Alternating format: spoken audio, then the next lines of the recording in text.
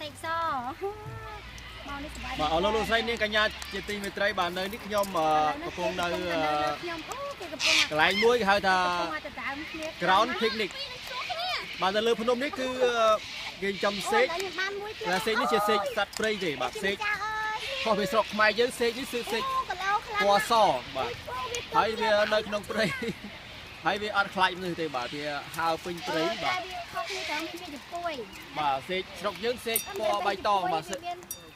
ហើយវាអត់ខ្លាចមនុស្សបាទហើយកន្លែងនេះមានដើមឈើធំធំណាស់គឺពីក្រោយដើមព្រេងខ្យល់បាទព្រេងខ្យល់នេះគឺធំដូចដើមជាទៀលស្រុកខ្មែរអញ្ចឹង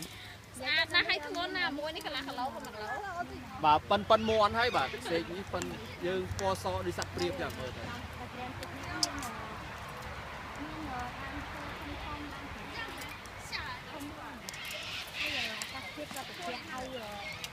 បងអញនៅខំអញត្រៃត្រៃគឺគេនេះមកដៃឃើញសាក់ហ្នឹងមាននេះវាដឹកចៅ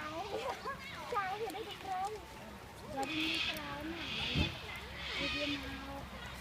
គីឡូវាក៏មកធម្មតាដែរគីឡូវាទៅលើញ៉ាំតែ2 3ទេខ្ញុំលើកឲ្យខ្ញុំវិញឡើយខ្ញុំអរគុណបងប្អូន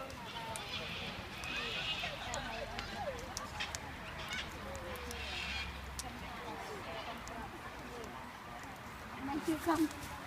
ធ